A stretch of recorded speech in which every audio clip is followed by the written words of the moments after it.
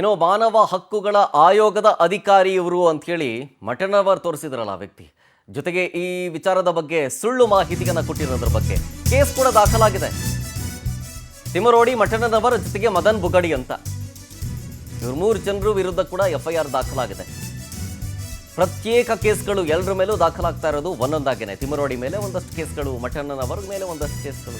ಈ ಮದನ್ ಬುಗಡಿ, ಮಠನವರ್ ಈತ ಮಾನವ ಹಕ್ಕುಗಳ ಆಯೋಗದ ಅಧಿಕಾರಿ ಅಂತ ಹೇಳಿರ್ತಾರೆ. ಈ ಸಂಬಂಧ ಅದು ಸುಳ್ಳು ಅಂತ ಹೇಳಿ FIR ದಾಖಲಾಗಿದೆ ಬೆಳ್ತಂಗಡಿ ಪೊಲೀಸ್ ಠಾಣೆಯಲ್ಲಿ. ಧರ್ಮಸ್ಥಳದ ಭಕ್ತ ಪ್ರವೀಣ್ ಅನ್ನೋರು ಕಂಪ್ಲೇಂಟ್ ಕೊಟ್ಟಿದ್ರು. ಅದರ ಆಧಾರದ ಮೇಲೆ FIR ದಾಖಲಾಗಿದೆ. ಗಿರೀಶ್ ಮಠಣ್ಣ, ತಿಮರೋಡಿ, ಮದನ್ ಬುಗಡಿ. ಈ ಮದನ್ ಬುಗಡಿ ರೌಡಿ ಶೀಟರ್. ಈತ ಅಧಿಕಾರಿ ಅಂತ ಮಠಣ್ಣನವ ಪರಿಚಯ ಮಾಡಿದ್ರು. ಯಾವ ಅಧಿಕಾರಿ? ಮಾನವ ಹಕ್ಕುಗಳ ಆಯೋಗದ ಅಧಿಕಾರಿ ಅಂತ ಪರಿಚಯ ಮಾಡಿರ್ತಾರೆ. ಇದು ನೋಡಿ, ಮದನ್ ಬುಗಾಡಿ ರೌಡಿ ಶೀಟರು. ಈತ ಮಾನವ ಹಕ್ಕುಗಳ ಆಯೋಗದ ಅಧಿಕಾರಿ ಅಂತ ಹೇಳಿಬಿಟ್ಟು ಮಠಣ್ಣನವರು ಪರಿಚಯ ಮಾಡಿರ್ತಾರೆ ಮಾಧ್ಯಮದ ಮುಂದ್ಗಡೆ, ಜನರ ಮುಂದೆ. ಆದರೆ ಆ ಮದನ್ ಬುಗಾಡಿ ಯಾವ ಮಾನವ ಹಕ್ಕುಗಳ ಆಯೋಗದ ಅಧಿಕಾರಿಗೂ ಅಲ್ಲ, ಏನಿಲ್ಲ. ಅಲ್ಲೂ ಬುರುಡೆ ಬಿಟ್ಟಿದ್ದು. ಬುರುಡೆ ಕೇಸ್ ವಿಚಾರಕ್ಕೆ ಸಂಬಂಧಪಟ್ಟಂತೆ ನಾನಾ ರೀತಿಯ ಬುರುಡೆ ಬಿಟ್ಟಂಥವರು ಈಗ ಒಂದೊಂದೇ ಕೇಸ್ಗಳನ್ನು ಎದುರಿಸಬೇಕು. ಇದ್ರ ಬಗ್ಗೆ ಕೇಳಿದ್ರೆ ಇರಲಿ, ಶಿಕ್ಷೆ ಆದರೂ ಪರವಾಗಿಲ್ಲ, ನಾವು ಜೈಲ್ಗೆ ಹೋಗೋಕ್ಕೂ ರೆಡಿ ಅಂತಾರೆ. ಇನ್ನೇನು ಮಾಡೋಕ್ಕಾಗಲ್ಲ.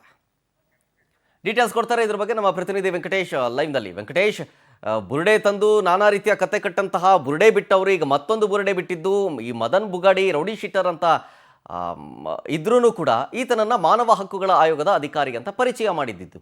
ಈಗ ಒಂದಾದ ಮೇಲೆ ಒಂದು ಕೇಸ್ಗಳು ಯಾವ ರೀತಿಯ ಎಫೆಕ್ಟ್ ತಟ್ಟುತ್ತೆ, ಜೊತೆಗೆ ಈ ವಿಚಾರಕ್ಕೆ ಸಂಬಂಧಪಟ್ಟಂತೆ ಕಂಪ್ಲೇಂಟ್ ಆಗಿದೆಯಲ್ಲ, ಯಾವ ಹಂತದಲ್ಲಿದೆ?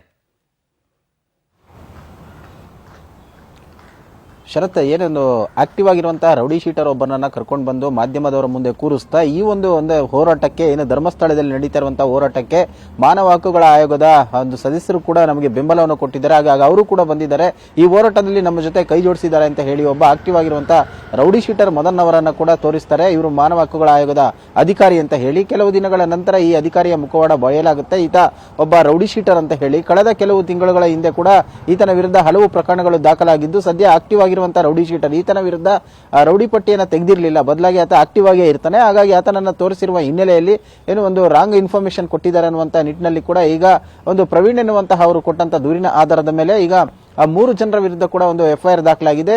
ಈಗ ಸದ್ಯ ಈ ಒಂದು ಪ್ರಕರಣ ಸಂಬಂಧಪಟ್ಟಂತ ಕೂಡ ತನಿಖೆಯನ್ನು ಎದುರಿಸಬೇಕಾಗುತ್ತೆ. ಗಿರೀಶ್ ಮಠಣ್ಣನವರಾಗಿರ್ಬೋದು ಮತ್ತು ಮಹೇಶ್ ಶೆಟ್ಟಿ ತಿಮರೋಡಿ ಆಗಿರ್ಬೋದು, ಇಬ್ರು ಕೂಡ ಸದ್ಯ ಈ ಒಂದು ಸಂಕಷ್ಟ ಕೂಡ ಎದುರಾಗಿದೆ. ಈ ಒಂದು ಪ್ರಕರಣಕ್ಕೆ ಸಂಬಂಧಪಟ್ಟಂತೆ ಬೆಳ್ತಂಗಡಿ ಠಾಣೆಯಲ್ಲಿ ಈಗಾಗಲೇ ಏನು ಹಲವು ಪ್ರಕರಣಗಳು ಕೂಡ ಇವರ ವಿರುದ್ಧ ದಾಖಲಾಗಿದ್ದು, ಈಗ ಮತ್ತೊಂದು ಸೇರ್ಪಡೆಯಾಗಿದೆ.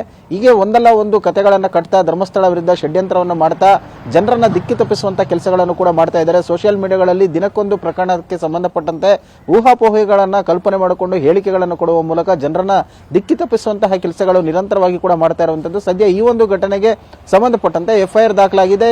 ಈಗ ಅವರು ಅದಕ್ಕೆ ಸಾಕ್ಷಿಯನ್ನು ಕೂಡ ಕೊಡಬೇಕಾಗುತ್ತೆ. ಯಾಕಂತ ಹೇಳಿದ್ರೆ ಈಗ ಅವರು ಒಬ್ಬ ರೌಡಿ ಶೀಟರ್ನ ಮಾನವ ಹಕ್ಕುಗಳ ಆಯೋಗದ ಅಧ್ಯಕ್ಷರು, ಸದಸ್ಯರು ಅಂತ ಹೇಳಿ ಮಾಧ್ಯಮಗಳ ಮುಂದೆ ಸಮಾಜಕ್ಕೆ ತೋರಿಸ್ತಾರೆ ಅಂತ ಹೇಳಿದ್ರೆ ಇವರಿಗೆ ಎಷ್ಟರ ಮಟ್ಟಿಗೆ ಮಾಹಿತಿ ಇದೆ.